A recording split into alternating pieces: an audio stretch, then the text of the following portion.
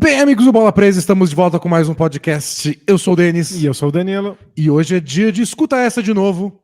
Nós temos 2 episódios aqui para apresentar. Se você já ouviu semana passada, você ouviu o primeiro episódio onde eu apresentei uma história. Hoje é a vez do Danilo apresentar a história dele. Isso, e se você não sabe o que está acontecendo, tá caindo de paraquedas aqui no feed do Bola Presa. Quer dizer que você não ouviu semana passada e eu tô decepcionado. Decepcionadíssimo porque você não curtiu uma das estreias da D&D Studio, nossa nova produtora, parceria entre eu, o Denis e o Adriano Brandão. Vocês viram o primeiro produto dessa parceria com o Poco Pixel, na nossa primeira semana de férias, e na semana passada, o Escuta Essa, esse podcast semanal, todas as quartas-feiras, em que a gente se compartilha histórias um para o outro. E agora é a minha vez de contar uma história e mais uma chance de vocês acompanharem esse podcast enquanto Bola Presa não volta de férias. E mais uma chance para vocês darem feedback. Agora um feedback melhor, porque vocês vão ter 2 episódios um pouco diferentes para vocês compararem, pegar mais o espírito da coisa e falar o que vocês estão achando. Então, confiamos muito no feedback de vocês, porque no Bola Presa, a gente quer feedback? Quer. Mas a gente meio que sabe o que tá fazendo, né? Tá no episódio 400 e não sei quanto. Já faz tempo demais, é até difícil mudar. A gente já tá com nossos vícios consolidados. A gente tá mais à vontade, a gente já sabe o que funciona, o que não funciona, o que vocês gostam, o que vocês não gostam. O que a gente gosta e não gosta de fazer também. No Escuta Essa, a gente está aprendendo, está testando histórias diferentes. Então, a opinião de vocês é muito bem-vinda, sempre com muita educação, porque a gente é inseguro. Por favor, sejam carinhosos e gentis. Isso. E se você não mandou para ninguém o episódio da semana passada, manda agora, porque você pode mandar 2 de uma vez para aquela galera que gosta de maratonar. São episódios curtinhos, então é fácil de encaixar na vida. Vai ser mais meia hora de papo hoje, dessa vez comigo apresentando uma história mais pessoal pro Denis. Isso. E lembrando que a gente está fazendo essa série Bola Presa apresenta para os novos produtos da D&D Studio, enquanto a gente está de férias. Então é o último episódio do Escuta Essa que vai estar no feed do Bola Presa. Então, por favor, assinem o feed do Escuta Essa no seu agregador favorito para vocês continuarem recebendo aí os novos episódios toda semana, toda quarta-feira, é isso? Toda quarta-feira.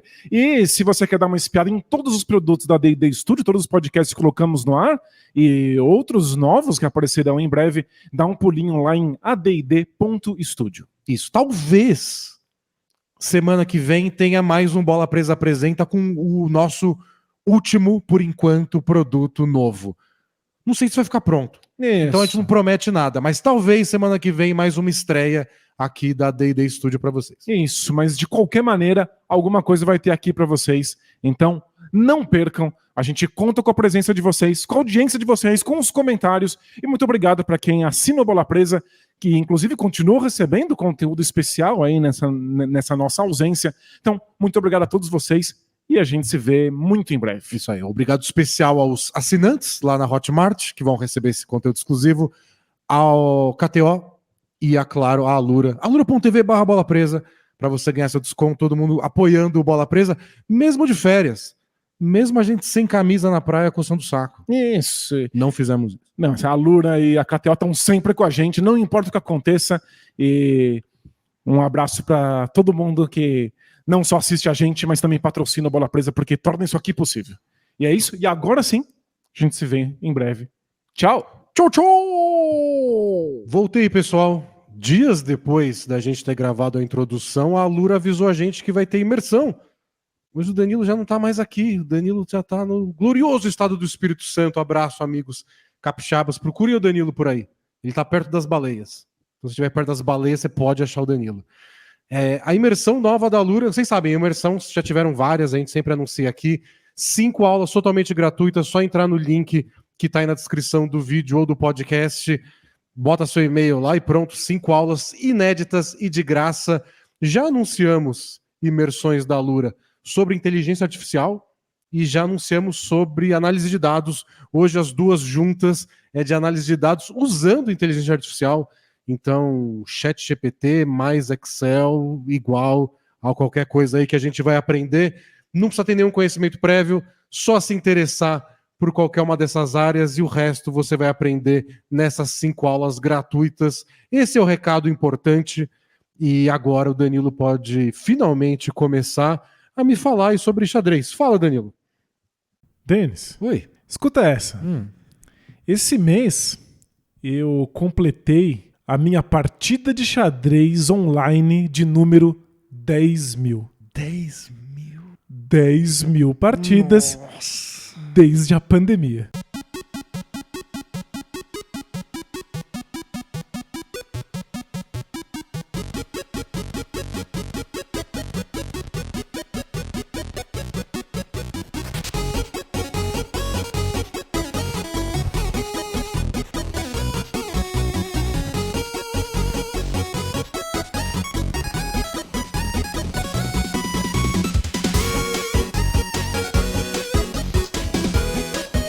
Já é excelente, então. Mas quantas horas são de excelência pra chegar a alguma coisa? São 10 mil horas, né? As partidas não duram 10 mil horas. Pra ser bem exato, pra ser específico, nesse momento em que eu gravo, eu joguei 10.117 partidas. 6.389 delas foram de Blitz, que são partidas com 3 minutos no máximo para cada jogador. E 3.728 partidas consideradas rápidas, que no meu caso eram partidas de 10 minutos para cada jogador. Que não necessariamente dois usam os 10 minutos. Perfeito. É até 10 minutos para cada um. Mas dá para ter uma ideia.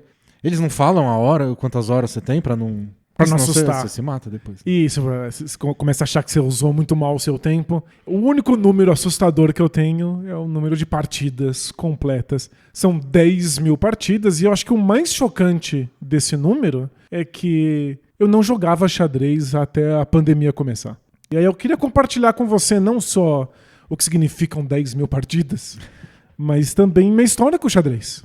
E até ouvir a sua, porque... eu sei que você também joga xadrez. Sim, mas eu não chego perto dessa quantidade de partidas porque minha relação com xadrez é outra. Eu fico muito abalado com os jogos. Você sofre de perder? Eu sofro muito de perder. Mesmo quando eu ganho uma partida que foi sofrida, pra mim o dia acabou, assim. O dia do xadrez, pelo menos. Você jogou o suficiente. Se eu joguei uma partida, tipo, 10 minutos... Você tá exausto. Que foi brigada e decidida no minuto final dos dois, então demorou 20 minutos aí partida. Mais de 60 lances, um final tenso, eu não sabia que tava ganho e foi suado. Eu não consigo acabar essa e começar outra. Impossível. Ou eu começo e vou perder em 5 lances porque minha cabeça ainda tá na outra. Isso, você tá desconcentrado, né? Completamente. Eu acho impossível jogar 2 partidas seguidas. Eu acho bem fácil e consigo jogar... Até porque não passaram 10 mil dias desde a pandemia, embora pareça às vezes. Eu jogo dezenas de partidas por dia. Se alguém me deixar, acho que eu posso falar tranquilamente que eu estou obcecado por xadrez há um bom tempo. Aí eu queria contar como começou minha relação com o xadrez. Eu aprendi a jogar xadrez quando criança. Eu acho que é bem comum, inclusive, né? Muitos pais ensinam xadrez para os seus filhos. É pra ficar inteligente. É engraçado, é associado a uma atividade inteligente, que você realmente usa a cabeça, quebra a cabeça. Mas a maior parte das pessoas sabe o que as peças fazem. Sabe qual é o movimento das peças. Talvez entenda um ou outro princípio básico do que você deveria estar fazendo, mas não sabe jogar xadrez de fato. Não conhece as aberturas famosas, as táticas, as estratégias consolidadas, não sabe nome de enxadristas famosos. Em geral, você só ensina a jogar como você ensina a jogar damas. Ou Ludo. É que Ludo não dá pra ensinar a jogar, né? Porque Ludo é um jogo que você... Já tá acontecendo. Você joga um dado e anda a peça o número de vezes que o dado contar. Né? Você ensina. E depois que passou os 5 segundos, você parou de ensinar. É só isso. Eu aprendi a jogar xadrez, não lembro quem me ensinou, mas eu lembro que eu acabei herdando em algum momento da minha infância um livro do meu primo Adriano sobre xadrez. Um livro que tinha várias aberturas, alguns jogos famosos, analisava esses jogos. E eu era pequeno demais para entender de verdade aquele livro. Não sabia jogar xadrez bem o bastante, nem para entender a notação, porque esses livros explicam onde as peças estão usando um código. Não é tudo desenhadinho. Não tem o movimento de cada peça. Hoje em dia você consegue ver em vídeo as peças se movimentando. Para quem jogava xadrez antes disso, e por quem jogou xadrez por séculos, por correspondência, que era uma coisa bem comum, você usa um código dizendo o nome da peça, em que casa do tabuleiro ela deveria estar. É porque todas as casas têm um nome. Então você coloca as linhas e colunas como 1, 2, 3, 4, 5, 6, 7, 8, e depois com letras A, B, C, D. E então você consegue dizer, essa peça estava em D4 e foi para tal lugar. E você consegue só com esses números e letras, sem precisar desenhar nenhum tabuleiro, contar como foi um jogo. E aí tem uma anotação específica para dizer que uma peça está comendo outra peça, para dizer que o rei está em xeque, ou seja, ele está em perigo de ser comido. Então tem lá todo um código que eu não entendia muito bem. Eu consegui, através de algumas ilustrações, aprender o começo de uma abertura, que era Índia do Rei, a abertura Índia do Rei. Você usa até hoje. Que eu uso até hoje, jogo até hoje. E foi só isso. Eu adoraria ter jogado muito xadrez. Eu gostava de xadrez quando era criança. Ter acesso a esse livro me deu essa sensação de que existia muito a se aprender do xadrez. Muito mais do que o movimento das peças que eu sabia. Eu só não tinha com quem jogar. Eu não fui uma criança com muitos amigos. Eu não tinha possibilidade de usar o meu tabuleiro. Eu tinha um tabuleiro bem pequenininho com peças de ímã. Ah, eu também. Um tabuleiro que dobrava ao meio, você achava incrível? Eu achava a parte do ímã, assim. Acho que eu passava horas procurando peças que não se grudavam pra ficar fazendo aquela força entre as duas. Você tenta empurrar uma peça na outra. Quando os ímãs têm polaridades iguais, né? E pra mim era mágico. Eu tenho ainda esse tabuleiro e as peças são vergonhosas. São muito pequenas, de um plástico muito vagabundo, cheio de rebarba. E daquelas que parecem todas iguais, né? Tipo, o peão e o bispo não é tão diferente, porque é tudo minúsculo. Tudo parece uma torre. Mas eu menos achava a torre que parece também. um cavalo. Né? Não, eu confesso que o cavalo era um pouco diferente das outras peças. Mas eu achava aquilo maravilhoso, mas não tinha com quem jogar. Ficava tentando convencer a minha mãe a jogar comigo. Ela sabia o movimento das peças, mas a minha mãe não é uma pessoa muito lúdica. Ela não vê muita graça em jogar, em brincar. Então ela fazia só a força se eu insistisse muito. Eventualmente eu parei de jogar. Voltei a jogar na escola, com você inclusive, já que estudamos juntos. Voltei a jogar nos intervalos, nos recreios, né? Quando a gente fazia interrupção para comer. Nunca comi em intervalo nenhum. Inclusive, confesso que na primeira infância... Você não comia em geral, né? Eu não comia em geral, e a minha mãe mandava um dinheiro pra merenda que eu guardava e transformava em jogos. Ou revistas. Mas aí já no ensino fundamental, a gente começou a jogar quando chovia. Quando você não podia ir jogar bola lá fora, o xadrez estava disponível. E aí eu lembrava mais ou menos aquela abertura Índia do Rei. Então eu sabia o que fazer com as peças além do movimento inicial delas. E aí fui parar nos jogos escolares de xadrez. Por motivos de eu sabia jogar xadrez. Foi só tudo isso. que a escola precisava. Era só isso. Alguém que soubesse jogar e tivesse disposto a ir para as partidas. Tipo, você corre até aquela parede e pegar aquele negócio. Atletismo. Isso, parabéns. Você é capaz de correr. Eu era capaz de jogar xadrez minimamente. E aí fui para os jogos escolares. A escola não tinha um técnico de xadrez, não tinha um professor de xadrez. O responsável por me levar no torneio e por ser o meu técnico era o professor de educação física. E ele não sabia jogar xadrez. Ele não sabia como as peças se movimentavam. E aí eu fui pro torneio, ganhei algumas partidas, misteriosamente. É que assim, às vezes os adversários estavam na mesma situação, né? Sim, e aí em algum momento eu cruzei com pessoas que eram treinadas em xadrez. E aí eu fui completamente arrasado. E aí uma delas tinha um professor de xadrez, que veio conversar comigo depois, falou que gostou da minha partida, que eu precisava estudar mais, e me recomendou um livro. O livro Meu Sistema, do Aaron Ninzovich, que é o fundador da escola hipermoderna de xadrez. O nome é pomposo. Você pode chamar também de escola neorromântica, o que parece ainda mais pomposo. Isso aí parece uma coisa que, tipo... Aí eu nunca vou aprender, assim. E basicamente significa que é um xadrez em que você tenta controlar o centro à distância. Ao invés de usar os peões que podem chegar no centro, você usa peças que atacam de longe para você ficar espiando o centro à distância. É basicamente isso. E esse Meu Sistema é um livro bem pedagógico dele, bem inicial, para começar realmente os estudos de xadrez. Ele me recomendou esse livro, eu agradeci. Nunca mais lembrei disso. É assim que acaba a história, né? E aí, é isso. É isso, Obrigado. eu simplesmente deixei pra lá. Tinha muitas outras coisas acontecendo, não tinha pessoas próximas jogando xadrez. Mesmo a gente que jogava e era capaz de jogar, a gente já estava nesse momento muito investido em outras atividades, o basquete principalmente no nosso caso. Eu lembro que nossa escola chegou a oferecer aula no fim de um semestre.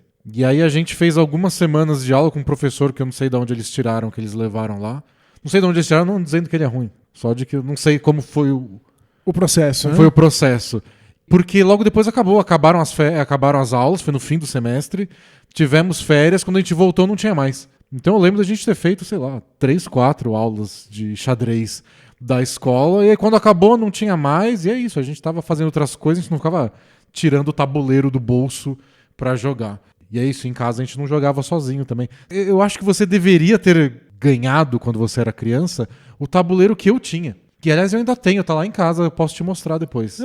Que é uma coisa que pro início dos anos 90 devia ser, assim, o auge da tecnologia. Porque é um tabuleiro que joga contra você.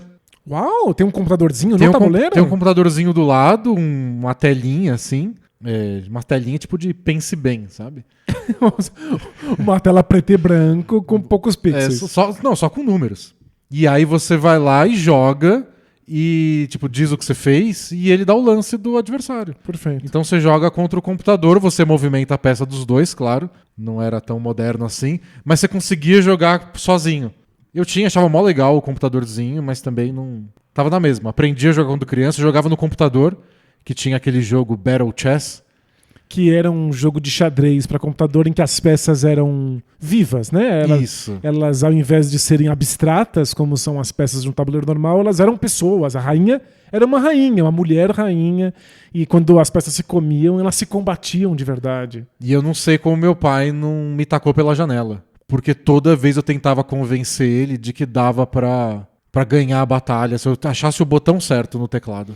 É porque a gente lidava com aquilo como se fosse um jogo de videogame. Não como se fosse um xadrez, que é um jogo de tabuleiro. Né? Então, sei lá, a dama do cara ia tomar meu peão. É isso. Aí tinha uma animação da dama indo lá e destroçando meu peão. Mas eu ficava apertando o teclado inteiro, o mouse, tipo, não, tem que ter um jeito que meu peão vai revidar e meu pai, surpreendentemente, só aceitava.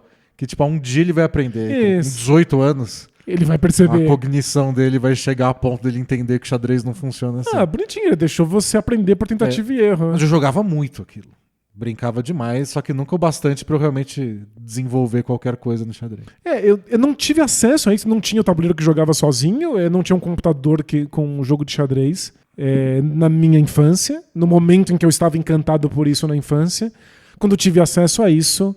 Tanto faz o xadrez. E já tinha outras coisas em mente. Foi diferente do que eu descobri recentemente, que foi a história do Bob Fischer. O Bob Fischer é um jogador de xadrez dos Estados Unidos que, nos anos 50, aprendeu a jogar xadrez sozinho, gostava muito, mas não tinha ninguém para jogar xadrez com ele. Ele reclamou para a mãe, exatamente como eu fiz. A diferença é que a mãe do Bob Fischer, ao invés de revirar os olhos, ela colocou um anúncio no jornal. Ela colocou um pedido de: você joga xadrez? Você conhece pessoas que jogam xadrez? Venha jogar com meu filho Bob Fischer, que acabou de aprender. E um grande mestre de xadrez local respondeu ao pedido, foi lá, jogou com ele, viu que ele era bom, colocou ele num clube de xadrez. E aí, alguns anos depois, Bob Fischer foi campeão mundial de xadrez. Não tô querendo dizer que eu teria me transformado num campeão mundial. Mas pelo menos os jogos escolares de São Bernardo... Talvez eu poderia ter me saído um pouco melhor. O xadrez é uma coisa que, em geral, tem que começar na infância. E se a criança tem algum tipo de interesse, mostra alguma aptidão, isso tem que ser incentivado muito rápido.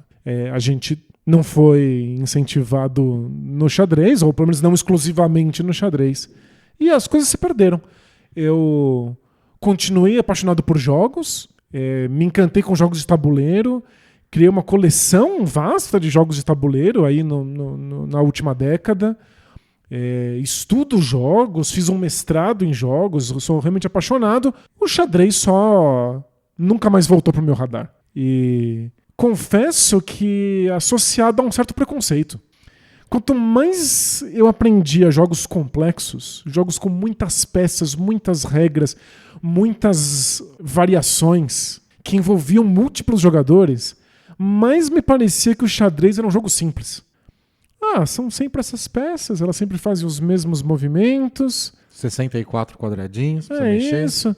Você aprende lá 1 ou 2 aberturas, é isso, é assim que funciona. Essa era a minha sensação, que era unicamente baseada numa memória infantil, de alguém que nunca conseguiu se aprofundar no jogo.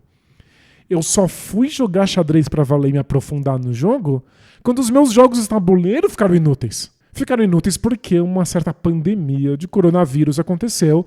Eu não podia mais me reunir com as pessoas que eu estava acostumado a jogar. Minha coleção de jogos de tabuleiro ficou basicamente inútil.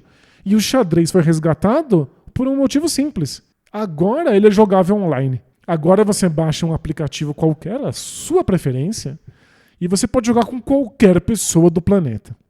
Ou até contra robôs. É verdade, você pode jogar contra bots que variam em nível para que você não seja sempre massacrado, esmagado por um computador. Porque os computadores hoje são os melhores computadores, muito superiores aos melhores jogadores. Mas você pode programar esses computadores para serem mais fracos e você pode controlar esse nível. Então você pode sempre estar enfrentando um computador do seu nível, ou um pouquinho melhor, ou um pouquinho pior, se você quiser só dar um boost de autoestima. E é legal você falar isso, que os computadores hoje são muito melhores do que o melhor dos jogadores humanos, porque eu acho que foi isso que funcionou pra mim na pandemia e o que me encantou de fato. E é o que eu uso de propaganda para as pessoas se interessarem por xadrez hoje em dia, por xadrez moderno. É que os computadores, eles sabem qual lance você deveria ter feito. São infinitas possibilidades e combinações. Nunca um jogo de xadrez é idêntico ao outro. Você pode jogar linhas que são bem rígidas, então os movimentos já são pré-determinados. Em algum momento, essas linhas vão dando vazão para a criatividade dos jogadores e você tem posições que nunca antes foram alcançadas. Existem bancos de dados de jogos de xadrez, vários tipos de banco de dados. Às vezes desses próprios sites, às vezes desses próprios aplicativos, ou banco de dados de jogos entre profissionais, entre grandes mestres. E se você acompanha um jogo com esse banco de dados, você vai vendo, essa posição já aconteceu 10 mil vezes. Aí alguém faz um movimento. Essa 5 mil vezes. Aí em algum momento da partida, agora esse é um jogo novo. Isso. Agora isso nunca aconteceu. Claro que tem jogos que são idênticos, que terminam idênticos, se eles são curtos. Aí tudo bem. Quanto mais o jogo dura, quanto mais movimentos são feitos, mais o jogador vai tomando decisões sozinho. E aí, eventualmente, você chega numa posição que nunca foi alcançada num tabuleiro de xadrez antes. E, ainda assim, o computador sabe exatamente qual movimento deveria ter sido feito. Ele entende qual é o movimento correto. Ele calcula de uma maneira que nós, seres humanos, nunca fomos nem jamais seremos capazes de fazer. E aí você consegue acompanhar a linha de pensamento do computador. Porque agora, com os celulares e computadores na casa de todo mundo, você pode ver o computador estava pensando da sua partida. Ele olha lá para aquele lance que você decidiu fazer e diz: você errou. Você fez perfeito. Olha, incrível. Você fez exatamente o que deveria ter sido feito. Não, aqui você deu uma deslizada. Você não pode consertar se você fizer esse lance aqui na próxima jogada. Não fez? Então você é só um idiota. O que eu acho mais interessante é você conseguir entender o porquê. Que esse lance foi bom, mas não foi o melhor. Por quê? Qual que era o melhor? E aí você pode ver qual era o melhor por causa das consequências. Isso, o computador te mostra exatamente qual seria a consequência de cada um dos lances. Qual a sequência de lances que o adversário poderia fazer para minar o que você fez de fato e por que o outro seria melhor. Às vezes não é totalmente ruim, mas só para mostrar, você não fez errado, tinha um melhor. E eu tô explicando por quê. E dá para entender. Isso que é absurdo. Você não precisa de um professor. Pois é. Seria bom, não reclamaria de ser um professor. Mas tem uma máquina te mostrando como o jogo poderia ter sido feito, dando uma nota pra você depois de cada partida? Ele literalmente dá uma nota, ele diz qual foi a porcentagem de lances que você acertou com perfeição, te dá uma nota pra isso. É claro que um professor te ajudaria nos princípios, né, a entender certas nuances de estratégia, de tática, mas o computador te ensina lance a lance. E foi isso que me encantou. No momento em que a gente estava bem perdido, sem saber qual era o futuro, em que a gente estava lá preso nas nossas casas, totalmente incapaz de imaginar como seria o dia de amanhã, um computador me dizia com exata precisão: você acertou ou você errou. E se você errou, esse era o lance certo. Da próxima vez, faça esse. É um feedback instantâneo. Que é uma coisa que a gente não tem na vida, né? A vida é muito incapaz de dar feedback instantâneo. Se você faz uma burrada na sua vida, pode demorar anos para vir as consequências. Talvez nunca venha a consequência da sua burrada. No xadrez moderno, em que você pode apelar para os computadores, todos os seus erros têm consequências imediatas, instantâneas. O computador diz que você errou. E se você acerta, ele diz que você acertou. E até se você pensar em outros jogos, esportes, é um tipo de feedback que não existe, né? Geralmente a gente fala de basquete lá no Bola Presa. Às vezes a gente analisa momentos finais de um jogo importante. O cara devia ter arremessado ou passado a bola. O técnico devia ter pedido um tempo aqui pra parar e chamar uma jogada ou deixado o jogo rolar. Os jogos são muito dinâmicos e diferentes. É muito subjetiva a análise de um esporte. E não vai ter uma situação onde você vai poder replicar exatamente aquela situação em outra partida pra saber o que poderia ter acontecido de outro jeito. É só, tipo, beleza, você tentou um negócio que fazia sentido, parabéns. Era o melhor? Tinha uma opção mais precisa? Sei lá. Tem que viver com isso. Até porque mesmo se você cria um bom arremesso, o arremesso ia entrar ou não ia entrar? Às vezes entra, às vezes não entra. No xadrez não, o bispo sempre mexe na diagonal. Se tem uma coisa lá, ele pode tomar, se não tem, não toma. Não tem como, ele toma um peão na diagonal 65% das vezes. Você tem que jogar um dado pra funcionar, não é assim. No basquete você pode dar um péssimo arremesso e ele entra. Ou você pode dar um arremesso perfeito e ele não entra. E no xadrez as coisas são bem mais rígidas.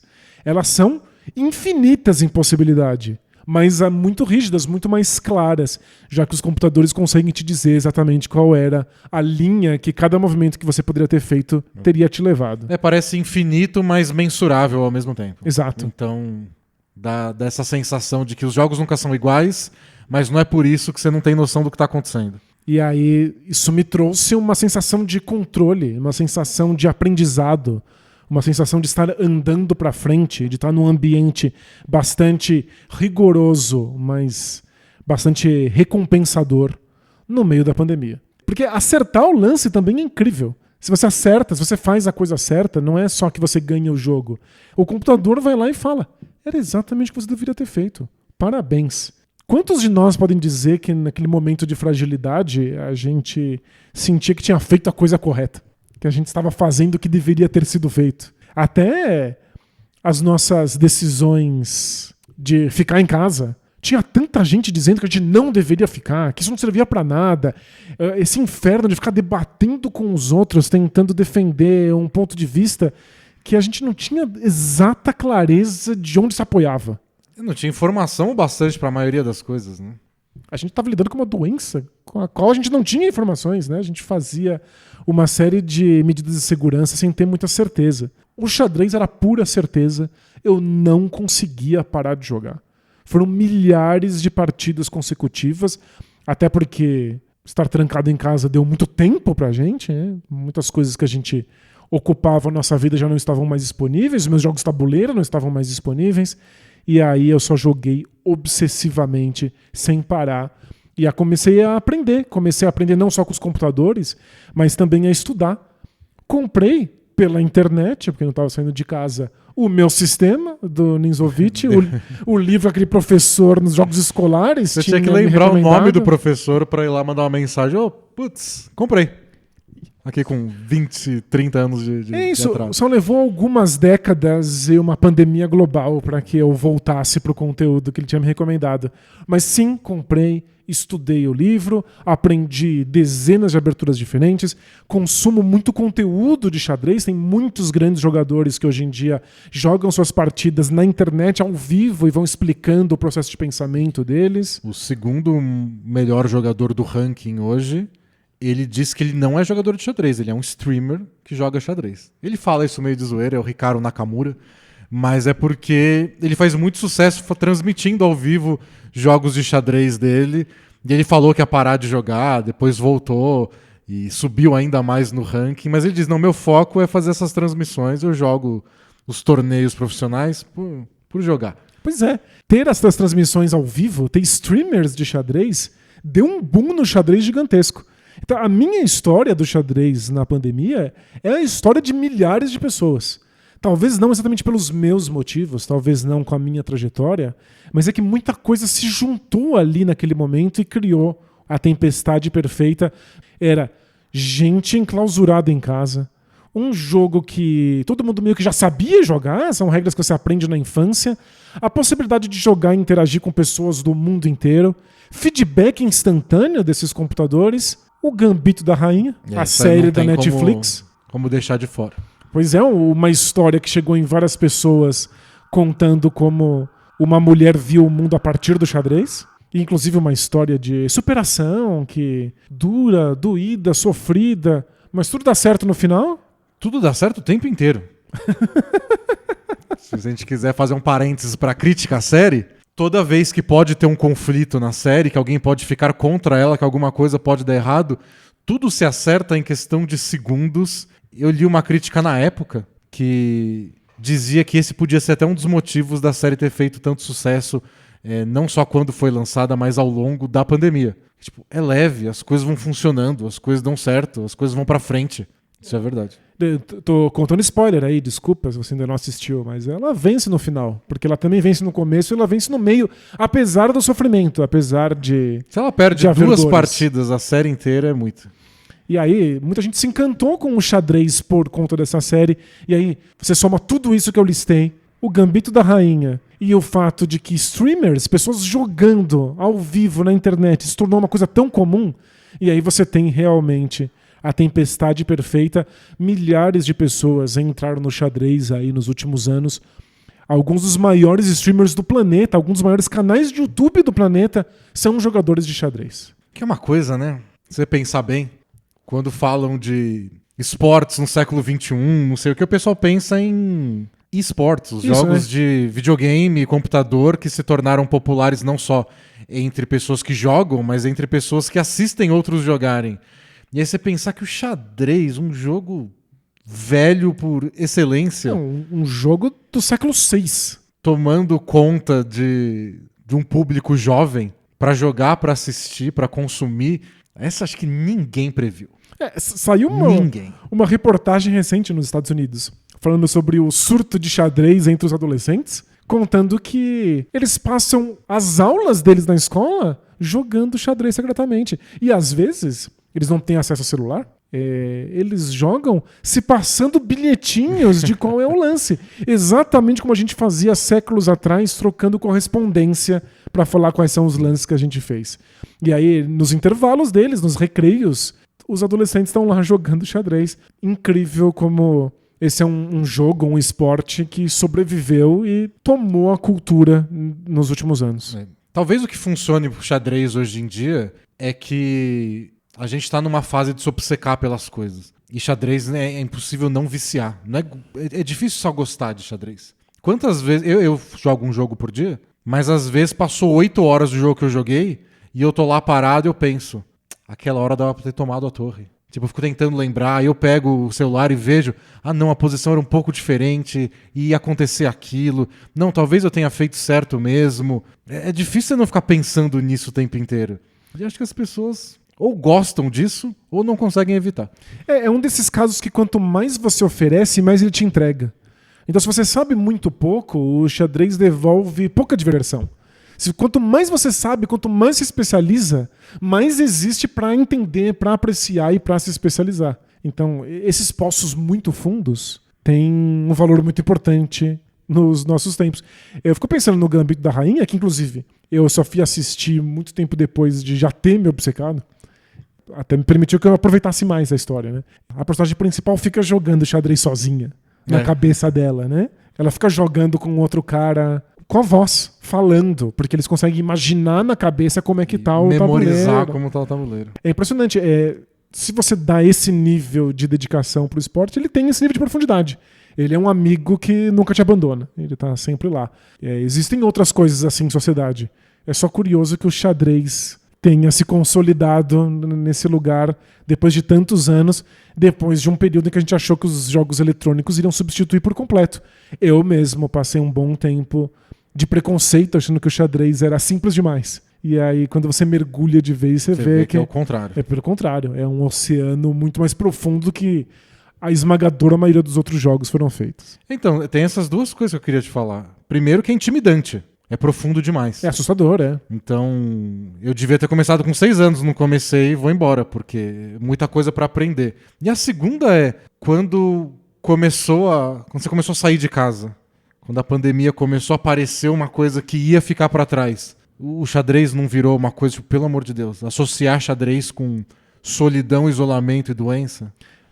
O prazer que o xadrez me deu, eu só procurei esse prazer porque eu tava preso em casa. Mas o prazer é real. Ele existe independente do que estiver acontecendo no mundo. Então... É que às vezes é difícil tirar essas associações. Né?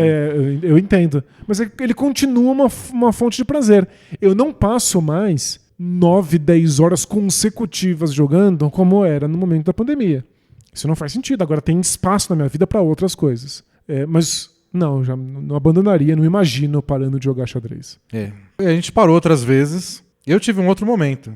Eu troquei de celular uma época, os celulares eram pré-smartphone e tudo, e tinha um joguinho de xadrez. E eu voltei a jogar e tive um momento assim que... Acho que foi o momento mais mágico na minha vida no xadrez.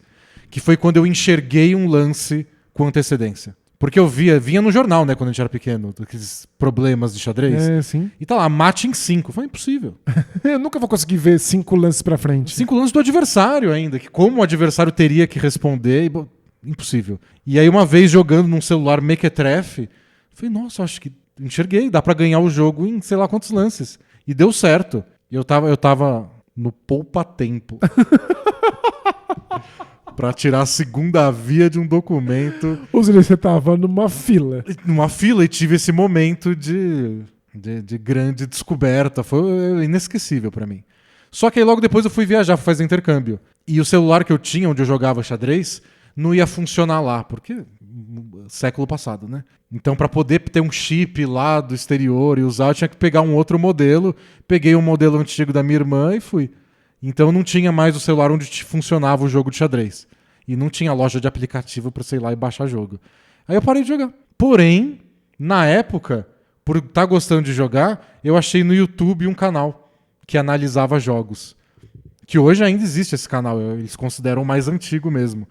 E aí eu assisti umas análises de jogos lá e falei, nossa, legal isso com alguém comentando. Porque é impossível de entender só vendo a partida. Não dá, é só muito complexo. E aí eu comecei a seguir esse canal, parei de assistir completamente porque eu parei de jogar. Só que quando teve o boom do Gambito da Rainha, como eu assinava o canal no YouTube, era inscrito, eles me recomendaram porque esse canal estava analisando um jogo da série. Uhum. Eu falei, nossa, na série tem um jogo tão realista a ponto de que ele pode ser analisado, acho que eu vou ver a série. E aí eu voltei a ver o canal, voltei a assistir comecei a ver outros canais, voltei a jogar e aí já era. Muita gente chegou no xadrez pela série, você chegou na série pelo xadrez. Exato. Engraçado. Mas acho que você citou uma coisa importante, de como é mais fácil você praticar um esporte ou um jogo ou gostar de uma banda quando muitas pessoas ao seu redor têm esse mesmo interesse. É muito mais fácil manter algo caro para você quando você pode compartilhar com pessoas próximas. É claro que o futebol é uma mania internacional, porque quanto mais pessoas estão engajadas com ele, mais fácil é você se engajar também. Então a gente vive um momento agora em que muitas pessoas ao mesmo tempo se interessaram por xadrez. é mais fácil interessar. Hoje, se você viajasse pra fazer intercâmbio, muitas pessoas estariam jogando e você não teria que parar de jogar. Não, eu jogaria com elas lá, provavelmente. E jogaria na internet. Meu celular hoje teria um jogo de xadrez. Eu fui visitar meu irmão em Birigui, fui num Sesc, tinha um tabuleiro de xadrez, eu simplesmente montei as peças e sentei. E pessoa atrás de pessoa sentou ali pra jogar uma partida comigo. As pessoas sabem, as pessoas gostam, elas se interessam. Agora é mais fácil encontrar gente. E se você não consegue encontrar alguém exatamente ao seu redor, os aplicativos estão aí pra te colocar em contato com o resto do mundo. Foi assim que em tão pouco tempo eu joguei 10 mil partidas.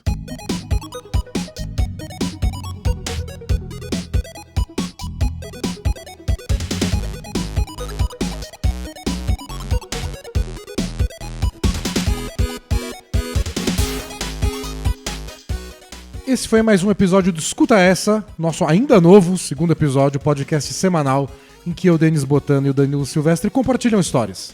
Você pode escutar novos episódios todas as quarta-feiras no Spotify ou no seu agregador de podcasts favorito. As referências do que a gente conversou ao longo do episódio podem ser encontradas na descrição do podcast e lá no site do Escuta Essa, add.studio/escutaessa. Acompanhe a gente por lá e nas redes sociais, sempre no @escutaessapod. Esse podcast é uma produção da AD&D Studio, parceria entre eu, Denis Botana, Danilo Silvestre e o Adriano Brandão. Conheça os nossos outros podcasts em add.studio. É isso, até semana que vem. Tchau, tchau!